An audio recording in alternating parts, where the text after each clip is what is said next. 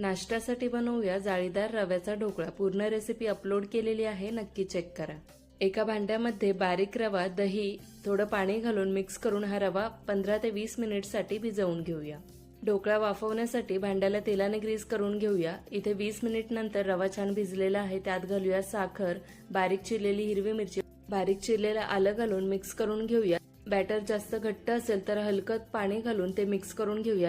शेवटला इनो, तेल आणि लिंबाचा रस घालून मिक्स करून घ्यायचं। हे मिश्रण तेलाने ग्रीस केलेल्या टीन मध्ये घालून 15 मिनिटसाठी वाफवून घ्यायचं। 15 मिनिट नंतर ढोकळा बाहेर काढून पूर्ण थंड करून घ्यायचं। इथे तडका तयार करून घेऊया। त्यासाठी तेल, हिरवी मिरची, कढीपत्ता, हिंग, सफेद तीळ, थोडं पाणी आणि साखर घालून मिक्स करून घेऊया। 1 मिनिटसाठी हा तडका उकळवून घेऊया। शेवटला लिंबाचा रस घालायचा आणि मिक्स करून घ्यायचा। ढोकळा पूर्णपणे थंड झाल्यानंतर डिमोल्ड करून घ्यायचं आणि तडका कोमट झाल्यानंतर या ढोकळ्यावर घालायचा।